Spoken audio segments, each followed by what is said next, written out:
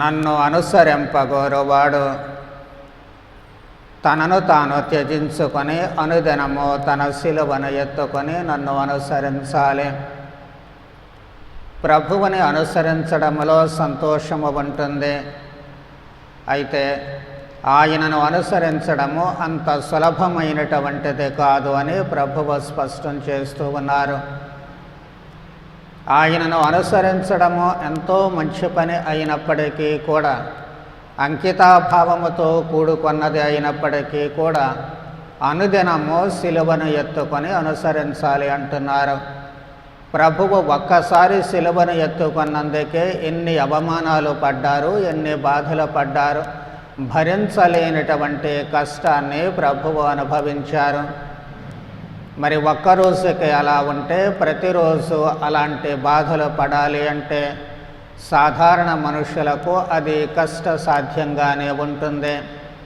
కానీ ఎవరైతే తనను తాను దేవునికి సమర్పించుకుంటారో, ఎవరైతే తమను తాము దేవునికి అంకితము చేసుకుంటారో అలాంటి వ్యక్తులు ప్రతిరోజు జీవితంలో ఎలాంటి బాధలు, కష్టాలు, నష్టాలు ఎదురైనప్పటికీ కూడా వాటిని ఖచ్చితంగా సహించి తీరుతారు అన్నటువంటిది వాస్తవము.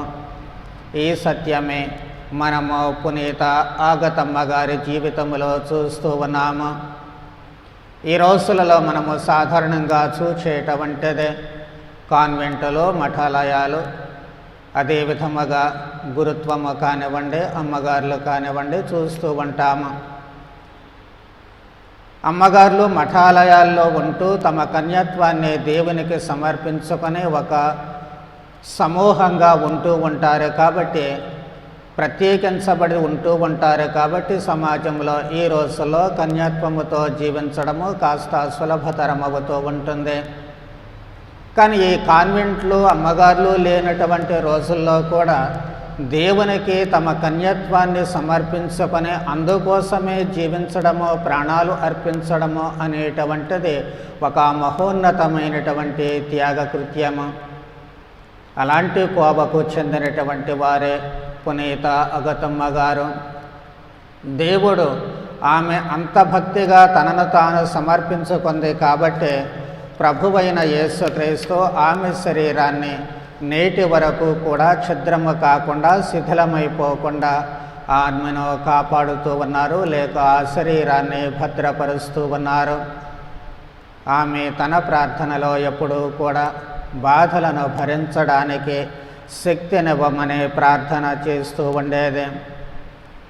మరి ఈమె ఎంతగా తన కన్యత్వాన్ని దేవునికి సమర్పించుకొని దానిని భద్రంగా కాపాడుకోవడానికి అనేకమైనటువంటి శ్రమలు ఏ విధముగా భరించింది, ఏ విధముగా దైవకృపకు పాత్రురాలై చివరకు తన శరీరము కూడా భద్రంగా శిథిలము కాకుండా, మట్టిలో కలిసిపోకుండా దేవుడు కాపాడడానికి దైవకృపకు పాత్రురాలయ్యింది అన్నది ఒక్కసారి మనము అవలోకించుకున్నట్లయితే, 3వ శతాబ్దపు మధ్యలో ఇటలీలో సిసిలీ పట్టణ సమీపంలో ఈమె ఒక సంపన్న కుటుంబంలో జన్మిస్తూ ఉన్నారు.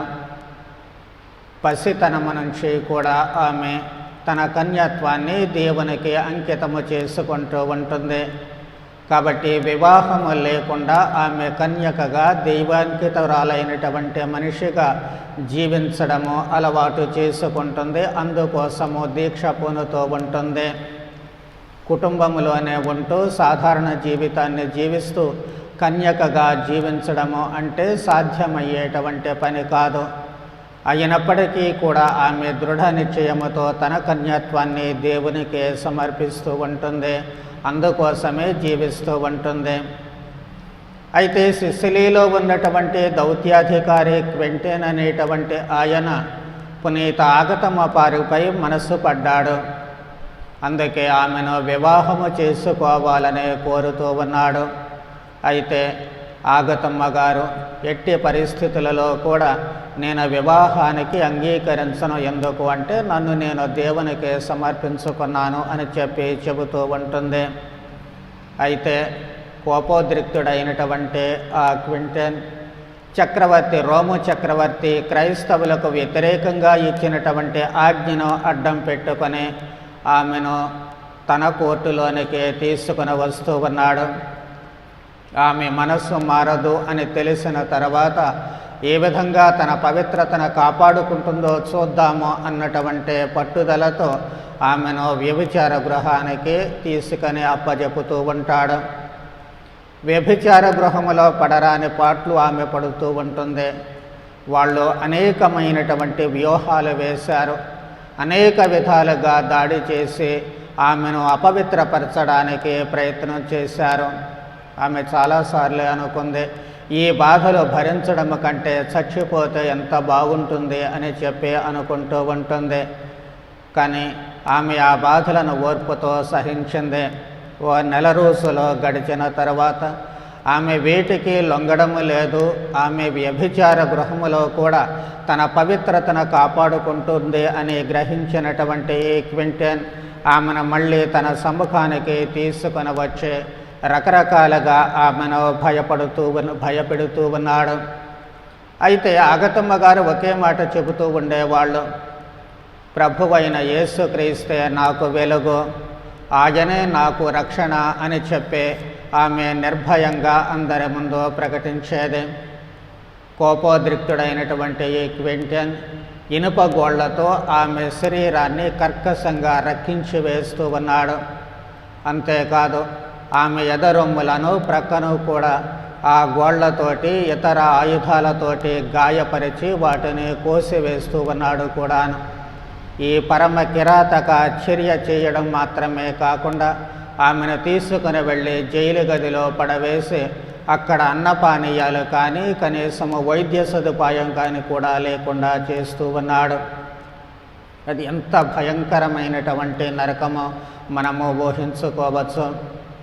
ఆ సమయంలోనే రాత్రివేళ కలలో పునీత రాయప్ప గారు ఆగతమ్మ గారికి దర్శనమిస్తూ ఉన్నారు. ఆమెను ఓదారుస్తూ ఉన్నారు. కేవలం ఓదార్చడం మాత్రమే కాకుండా ఆమెను స్వస్థపరుస్తూ ఉన్నారు. ఆమె గాయాల నుంచి ఆమెను విముక్తురాలను చేస్తూ ఉన్నారు. మళ్ళీ ఇది గమనించినటువంటి మూర్ఖుడైన క్వింటన్ రెండవసారి ఆమెను తన సముఖానికి రప్పించుకుంటూ ఉన్నాడు. అప్పటికి ఆమె మనస్సు మారలేదు కాబట్టి కళ్ళు దాగిన కోతిలా చిందులు వేస్తూ ఉన్నాడు. ఆ తర్వాత ఏం చేస్తూ ఉన్నాడు? ఆమె తన విశ్వాసాన్ని దేవునికి అంకితమైనటువంటి అకుంఠితమైనటువంటి దీక్షతో ఆమె నిలబడుతూ ఉంది కాబట్టి ఆయన ఇక ఏం చేస్తూ ఉన్నాడో ఆమెను కణకణలాడేటువంటి నిప్పులలో వేస్తూ ఉన్నాడు. అంటే ఆ నిప్పులతో పాటుగా బాగా కాలినటువంటి చిల్ల పెంకులు వేసి దాని మీద ఆమెను నగ్నంగా ఈడ్చుకురండు అంటూ ఆయన ఆజ్ఞాపిస్తూ ఉన్నాడు. కానీ దైవ శక్తి, దేవుని కృప ఆమెను ఎప్పుడూ విడిపోలేదు. ఏ కన్యత్వాన్ని అయితే ఆమె దేవునికి సమర్పించాలి అనుకుందో ఆ కన్యత్వాన్ని అలా నగ్నంగా వాళ్ళు ఏడ్పించాలి అని అనుకున్నప్పుడు, నిప్పులలో వేసి కాల్చాలి అని అనుకున్నప్పుడు ఆమెను వివస్త్రను చేసేటువంటి ఆ సమయంలో అక్కడ ఓ పెద్ద భూకంపము సంభవిస్తూ ఉంటుంది. గడగడలాడినటువంటి క్వింటన్ తర్వాత రాజోద్యోగులందరూ కూడా ప్రాణాలు అరచేత్తో పెట్టుకొని అక్కడ నుంచి పారిపోతూ ఉన్నారు. ఆ పట్టణం నుంచి వాళ్ళంతా కూడా వెళ్ళిపోతూ ఉన్నారు. ఆ తెల్లారి రాత్రికల్లా పునీత ఆగతమ్మ గారు ఆ బాధల నుంచి భౌతికంగా విముక్తి చెందుతూ తన తుది శ్వాసను విడుస్తూ ఉన్నారు.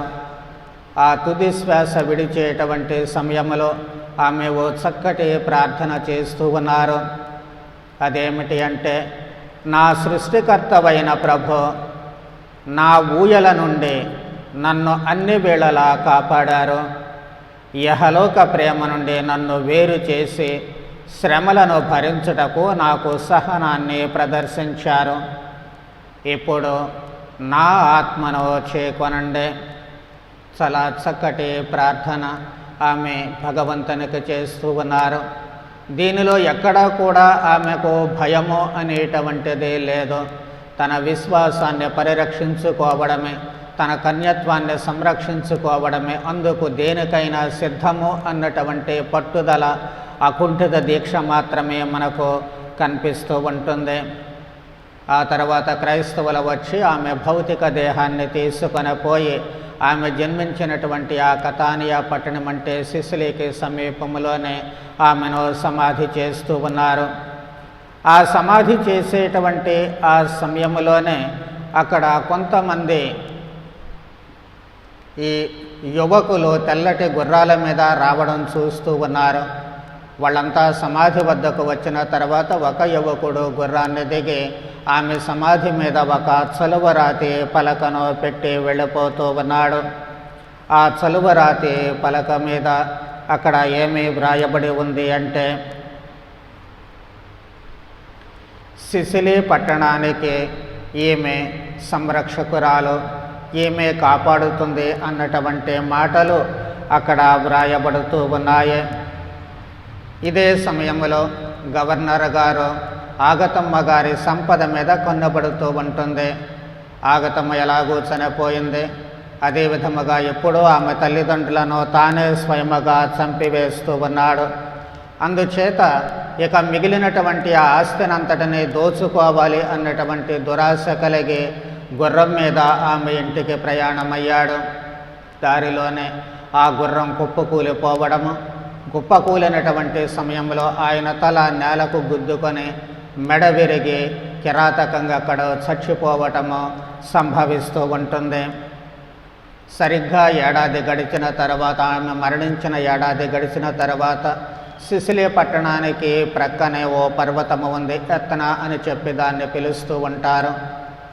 ఆ పర్వతము మీద నుంచి అక్కడ లావా ప్రవహిస్తూ ఉంటుంది. అప్పుడప్పుడు అలా లావా ప్రవహించడము, ఆ అగ్ని అంతా కూడా వచ్చి సిసిలీ పట్టణాన్ని ముంచెత్తడము జరుగుతూ ఉంటుంది. ఆ సమయంలో ప్రజలంతా కూడా భయభ్రాంతులయ్యారు. అప్పుడే ఒకరికి ఓ చిన్ని ఆలోచన వచ్చింది.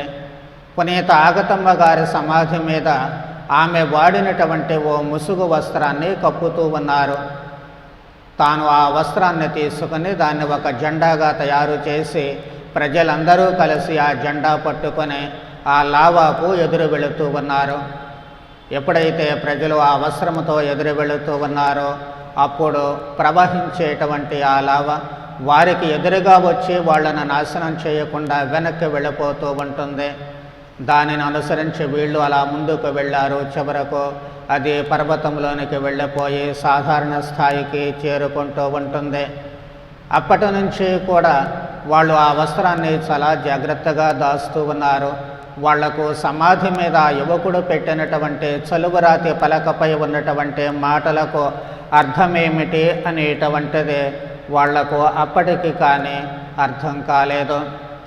ఆగతమ్మ తన ప్రార్థనలు బాధల ద్వారా సిసిలీ ద్వీపానికి శాంతిని సంరక్షణను సంపాదిస్తుంది అన్నటువంటి ఆ మాటలకు పూర్తి అర్థాన్ని వాళ్ళు గ్రహిస్తూ ఉన్నారు. ఆమె భక్తికి, అంకితాభావానికి, ఆమె పడినటువంటి శ్రమలకు ముగ్ధుడైనటువంటి ప్రభువైన యేసుక్రీస్తు ఆమె శరీరము శిథిలము కాకుండా నేటి వరకు కూడా భద్రపరుస్తూ ఉన్నారు. ఈ రోజున మనము ఈ మహా గొప్ప పునీతురాలని స్మరించేటువంటి సమయంలో, అన్నీ ఉన్నటువంటి ఈ సమయంలోనే అంకిత జీవితము జీవించడము కష్టతరమైతే, ఏమీ లేనిటువంటి ఆ తొలి రోజులలో ఆమె ఎంతటి అకుంఠిత దీక్షతో జీవించిందో, ఎంతగా బాధలు భరించిందో మనకు మాతృకను చూపిస్తూ ఉంటాయి. మన జీవితాలలో వచ్చేటువంటి కష్టాలు, నష్టాలు, బాధలు చాలాసార్లు మనము బెంబేలెత్తేటట్లుగా చేస్తూ ఉంటాయి. కానీ నన్ను అనుసరించే వాళ్ళు తన శిలువను ఎత్తుకుని రావాలి అన్నటువంటి ఆ ప్రభుని మాటలకు మనము కట్టుబడి పునీత ఆగతమ్మ గారిలా గనక జీవించడము ప్రారంభించినట్లయితే ఖచ్చితంగా దైవ సహాయము మనకు లభిస్తూ ఉంటుంది. రెండవది అంకిత జీవితము. మనం ఏం జీవితం జీవిస్తున్నామో అనేది కాదు, కానీ ఆ జీవితంలో మనము అంకితాభావముతో జీవించాలి. గృహస్థ జీవితం జీవించే వాళ్ళు గృహస్థ జీవితానికి అంకితాభావముతో కట్టుబడి ఉండాలి. మఠాలయాల్లో ఉండేటువంటి వాళ్ళు ఆ మఠాలయ జీవితానికి కట్టుబడి ఉండాలి. గురుత్వ జీవితము జీవించేవాళ్ళు ఆ గురుత్వానికి అంకితాభావముతో జీవించాలి. ఇలా ప్రతి ఒక్కరూ తమ జీవిత దశలకు అనుగుణంగా అనుబంధంగా అంకితాభావంతో దృఢ నిశ్చయముతో తొట్టుపాటు లేకుండా జీవించగలిగినట్లయితే ఇదిగో ప్రభువైన ఏ స్వామిపై చూపించినటువంటి ఆ దయ మనపై కూడా అన్ని వేళలా కూడా చూపించడానికి అవకాశం ఉంటుంది. బాధలు తీసివేయబడడం కాదు ముఖ్యం, కానీ వాటిని సహించేటువంటి ఆ సహనము ఆగతమ్మ గారికి లభించినట్లు మనకు లభిస్తూ ఉంటుంది. కష్టాలు వస్తూ ఉంటాయి, పోతూ ఉంటాయి, కానీ వాటిని భరించేటువంటి శక్తి కావాలి, వాటిని భరించేటువంటి సహనము కావాలి. అది మన అంకితాభావం మీద ఆధారపడి ఉంటుంది. అందుకు పునీత ఆగతమ్మ గారే మనకు మాతృక. కాబట్టి ఆమెలో మనము కూడా పవిత్రమైనటువంటి జీవితము చివరి వరకు కొనసాగటానికి, ఎలాంటి పరిస్థితులలో కూడా తప్పుటడుగు వేయకుండా దృఢ నిశ్చయముతో మన జీవితాలను పవిత్రతలో కొనసాగించడానికి అవసరమైన వరానుగ్రహాలు దయచేయమని పునీత ఆగతమ్మ గారి ద్వారా ప్రార్థన చేద్దాం. పితా పుత్ర పవిత్రాత్మ నామమున.